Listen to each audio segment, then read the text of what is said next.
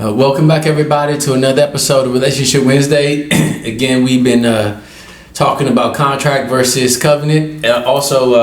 Again, I jump right into it, but just a reminder also that Relationship Wednesday is about relationship management and really dealing with life challenges after we've gone through different types of shipwrecks in our relationship. So our goal is to give you tools and provide resources to hopefully help you in your relationship journey. So like always I say is that our purpose will always be connected to a person, because people are like vehicles, which means that the enemy will work super hard to come after our relationship so that way he can help aid in the bed and hinder in our future by getting us to have a hard time in relationships. So that's the reason why we talked about contract versus covenant, because I really want to make sure that we temper our expectations, because what happens is I found a lot of times is that because we don't know what the type of people we're dealing with, and it messes with our discernment, meaning that you got to trust people, but you got to know who to trust, how much to trust, and where to trust. And if you don't know how to trust those right people, then we just shut down and don't trust anybody. And the danger in that is I truly can't fulfill my purpose because I don't know who to trust.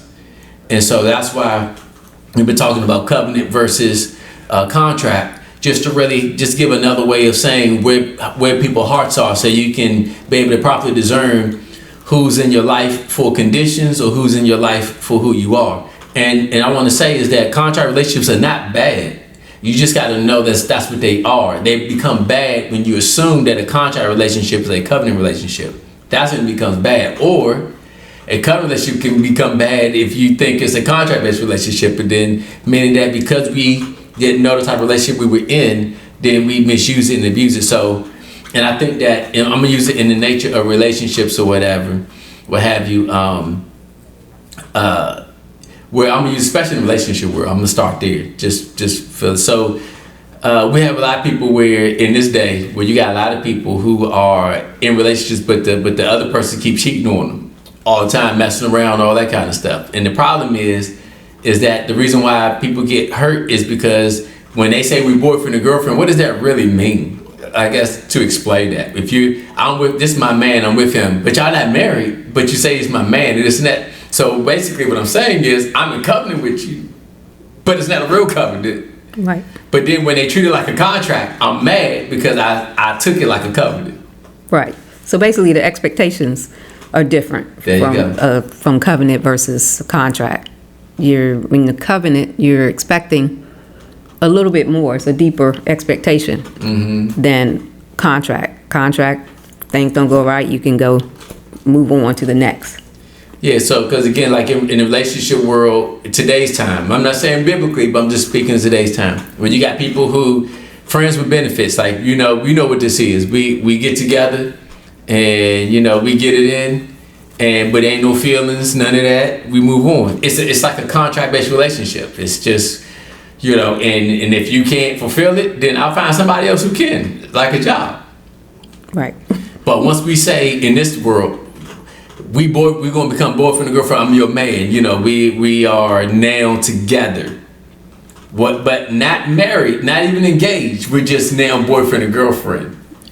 So basically what we're saying is, and I think this is one reason why I believe it's created a problem in expectations. Where now I am entering into an idea of a covenant with you, but realistically this is still contractually based relationship. Right. So now what happens is when a guy or a female steps out and sleeps with somebody else, when y'all say y'all, but really they didn't break anything because it was really a contractual based relationship they got what you needed from you. Then they went somebody else got what they needed from them. That's why it's kind of dangerous to shack up, because that's a contract. That's not a covenant necessarily. And the same, you're really still just boyfriend girlfriend. There's no real commitment by shacking up. Y'all just living in the same. It's like having a roommate. You live with somebody as your roommate, but you don't have any ties necessarily to that roommate. That y'all just share the space. Yeah, and I've seen people who have shacked up before they got married. Not to say the marriage can't work out, but what I learned is they've had to work through so much more in finding the realistic expectations of the relationship because it was such blurred lines for so long that it took some people a little longer to find what the real expectations for the relationship was once they decided to get married. Right, because sometimes before marriage, it's okay for the guy to go hang out with his friends till wee hours of the morning or whatever, and you might not say nothing because y'all aren't married, but then you get married and he still wants to do that, and y'all been shacking up, living together, and he's been doing that, and you were okay with it. Now it's like, hold up, no, you can't. It's like, hold up. So you done blurred the lines because y'all been living together, and these things were okay, but now that we said I do, why is it not okay anymore? Because it feels the same because nothing has changed as far as living together, and you're doing the same thing as if you were married, as if you were in a covenant, but you weren't. You were in a contract, so it's different. Yeah, and that's the problem where we don't clear the lines. Right. And if the lines are not clear, the expectations are not clear, and then now the communication breaks down. And that's what I come to find is that because the lines are blurred, we have our expectations come out in our disagreements, in our frustrations, but we don't make our expectations clear. We make what I'm mad about you clear, but I'm not making what the expectation is driving my frustration. Right. And then sometimes I feel like people get into marriages and things, and because they don't understand covenant, and in their minds, I think you've mentioned this kind of stuff before, in their mind, it hadn't switched over from contract to covenant, where, again, they think that they could still go out and do stuff with other opposite sex and all that kind of thing. Because in their mind, they haven't switched over to, I'm a wife now, or I'm a husband now, and now I'm in covenant, so that means something different. And until people understand the difference, they will still take that into marriage and continue to act single. Yeah, right. Because I believe in this day and time, the way the enemy's done it, and like transgender, where the whole thing about transgender is I'm not male or female. You got to figure it out for yourself. You don't know which one I am. I'm just in between both worlds. You know what I mean? Right. Where that's where I feel like relationships are. We're married, but we're not married. We're in a contract covenant. We're not. You don't quite know. So it's kind of blurred the lines where you don't know what. So now we're in a him, they, we. Based relationship. Right. We are just existing. We're just here. You know what I'm saying? We just go to flow. Let it be what it is. Right. Yeah. And the enemy is trying his best to just mess up the humans, that God has put here, and mess up covenant and mess up male versus female and all that kind of thing. Just trying to blur all the lines all over. Where people. Shoot, some people think they're animals, and they expect you to call them those the animal. It's just like, when is it going to end? When is there going to be a direct line to what's this, that? So it's just crazy how the world is trying to become. Yes, and I think it filters in the way we process relationships. Yes. And I think that's the reason why our expectations are all over the place. And so now you have people where. And then a lot of times, here's another thing that's crazy. Now, I'm sure this is going to take a little time to unpack, but that people who are hurt usually would build relationships around people to serve their hurt. Right. So meaning that I'm your friend, not to be your friend, I'm your friend so I don't be lonely.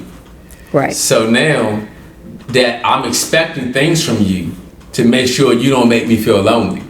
So it's a contractual based relationship, but I'm going to make it look like a covenant. Like, you my sister, you always here for me, you're my brother, we always got each other's back, that whole nine, like we talk covenant. But deep down, I'm really saying, you're in my life to fulfill this contract and make sure I don't feel lonely. You're going to make sure I feel valued. Why ain't you call me? You want to go out and you ain't want to say nothing to nobody. Right. In other words, you're not honoring your part of the contract and making me feel like I'm valued and I'm loved. Because remember, I entered this agreement not to be your friend. I enter this agreement for you to serve my need to be loved. Right. Yes. And it looks like friendship. And so now I got to make it look like you my brother. We got to make it look like a covenant. To make it look, but really, in the rules of it, the way you set it up was really a contract. Right. That's kind of how I think what happened with Jaden and his friend, because she does have one of the friends has, you know, depression issues and things like that, and she feels like having all these friends around her helps her. But so when he decided he didn't want to be her friend, she didn't like that, because now that's one of my friends this I don't have to help me feel better. Right. So yeah, I think that's what was going on with that. Yeah, and I feel like that's one of the things that people need to be clear about, but it's hard because the way we are designed now as people, right? For example, some people is not getting, and yes, our bodies have needs of, for those who want sex and stuff like that, but sometimes, a lot of times, it's not really the action itself is what it's doing for your emotional system. So I'm not really doing it per se to be, 'cause I guess I'm saying, like, if it was just about that, then, again, we're going there. So just say, we could just please ourselves. If it's just getting the rocks off, I can just please myself and be done with it. But for somebody to want to be intimate with somebody else, there's a deeper emotional need I'm looking for in that. And so that's what I mean by sometimes we're not in it for the sex, we're in it for what you can make, how you make me feel. Right.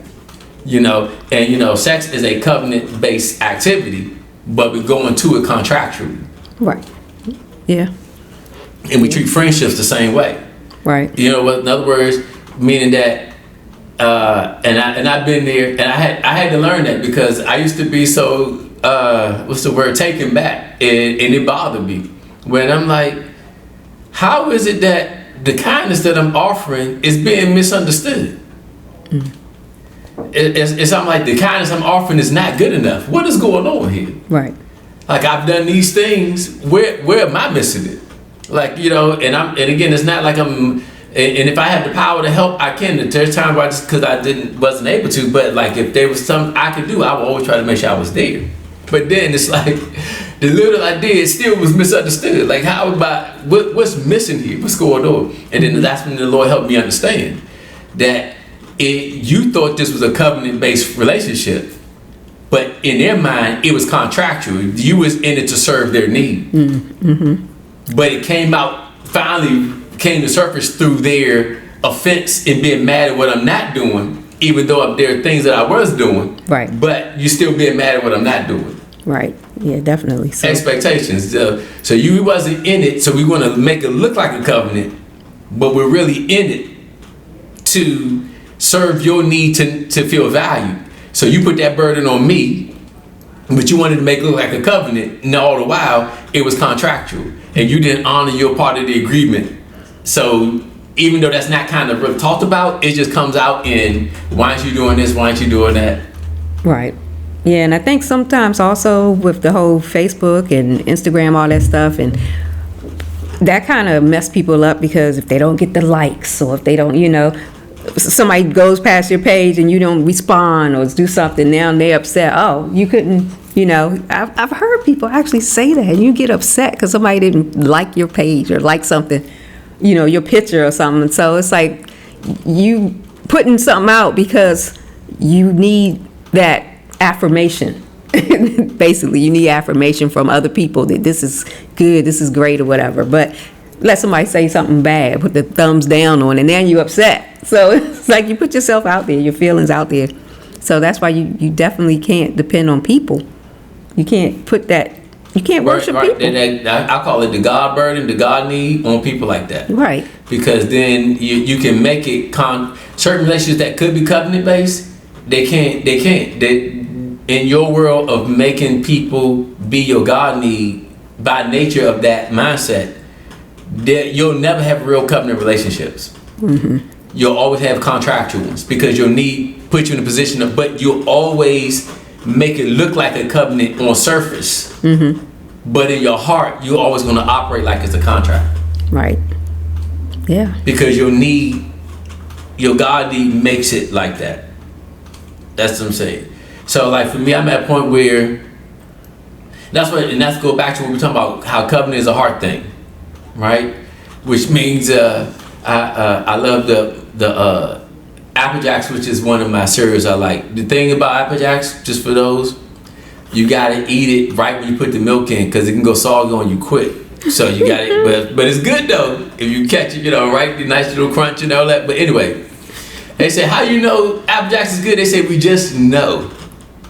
And the thing is about when you're in a covenant relationship with people, there's a freedom. Right. So in other words, if they can't help you in your season, you're not even bothered and mad with them. You just know they still got your back. In other words, meaning that it's not their place to help me with this. This was God's place to help me.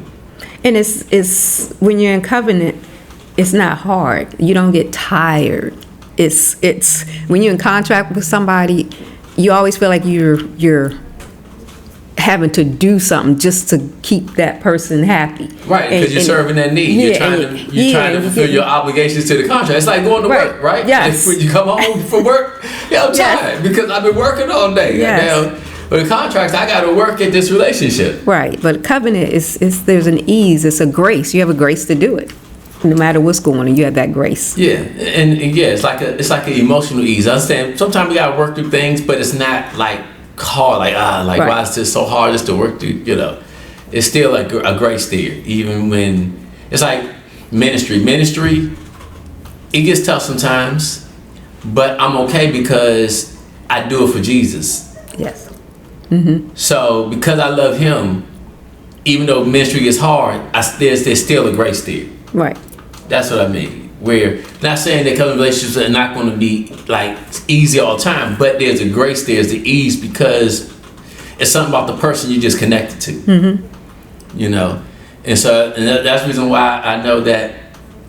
I feel like a couple of people. I feel like I wouldn't do it. I pray that I never come to it. You just never know what seasons could happen. I feel like I could call up my brother Rico or brother Mel with somebody and just act unsaved on the phone for like an hour and just cuss folk out and just go in, blankety blank them. I can't stand they blanket black whatever.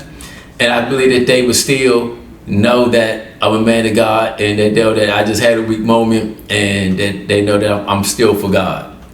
Right? Because I feel like these are like my covenant brothers, where I don't feel like I have to perform with the other people. I'm like, okay, if I say this to them, that'll probably be the last time they come to the church. I won't see them no more. Because you're going to be a man of God. Who are you to, you know what I'm saying? Right. And that's what I mean by when you're in a relationship with people, that they're still your brothers in your good moments, in your strong moments, in your weak moments, in your heartbreak moments. You know what I'm saying? I feel like when the covenant, they know your character. Right. Exactly. So your character is shining over what the weak moment may be, because they're like, they know that's not how he is. He's going through something right now. Yeah. Right. Yeah. Exactly. And that's what I really feel like what covenant is. Covenant is like the person. Right. Contract is their works. Yes. Yeah. Yep. So, and that's the dangers of ladies when you advertise your body parts. Right. The problem is, I'm not saying men are visuals. So the problem is just that you advertise yourself in a way where you put men in a position where they're not really concerned about knowing you. They'll know you as long as they get the contract, the what you can do. Mm-hmm. And I'm not saying you shouldn't look nice, but there has to be a healthy balance there about where, and even guys, just on the other side, guys, yeah, you can have a nice car and a nice house and all that, but you got to make sure women don't know you by what you have, because you could be have stuff, but you could be a mean guy. Right. So we got to learn how to know people, who they are, and that takes time. Sometimes it takes time to figure out who are you, and meaning your attitudes, how is your mindset put together in this season of your life. Not so much, what cars you drive and what house you live in, and all that stuff is cool, But yes, you show me you can get stuff. But can you take care of me, and can you be nice? Can you be thoughtful about, us as in relationship, whatever level that may be. Right. It's basically you gotta see people through different seasons. See how they are. Are they the same? Are they, do they get crazy in other seasons? So it's good to see people in different seasons. Yeah. And so just to wrap this up, and we'll pick this up again, because again I want to deal with this for the month of October. But just to say, with First Lady Michelle was saying is that just knowing that covenant is really like going back to what you initially said, heart based. It's like knowing your character, knowing the person. It's like I fell in love with you, and I'm not saying always in the boyfriend girlfriend level, just even on the brother level, as a friend level. I fell in love with who you are as a person. Something about you I just connected to. Whereas contract relationships is more about it's about gifting. It's just about, wow, you do this so well, or it's about something you can do or how you operate. And a lot of times, and then there are certain people who go into that looks like covenant, but they put the God need on people. So in other words, I feel like you have the skill set to meet my spiritual need of love and all that. So now you gotta be careful with those people. They will wear you down, because now they want to make it look like a covenant to get you into it, but they're going to operate like it's a contract in their attitudes, and always complaining about what you ain't doing and what you are doing, all that kind of stuff. Right. So we'll hit the pause button there. So hopefully, these thoughts were helpful to you. So I'd say let the Holy Spirit give you some insight and show you maybe how to navigate your relationships with this. But our goal is just to help us temper our expectations, so we can have healthier ones, so I don't have to be bitter. I can become better through my relationships. All right? Well, God bless everybody, and we'll see you here next week. Thank you for joining Pastor Wayne Powell Sr. for this edition of Relationship Wednesday. We hope you enjoyed this episode of After I Did. Let's keep the conversation going by leaving your questions and comments in the chat. We also invite you to like, share, and subscribe to this channel. And don't forget to click the notification bell so you are reminded to join us next Wednesday as Pastor Wayne continues this discussion of After I Did.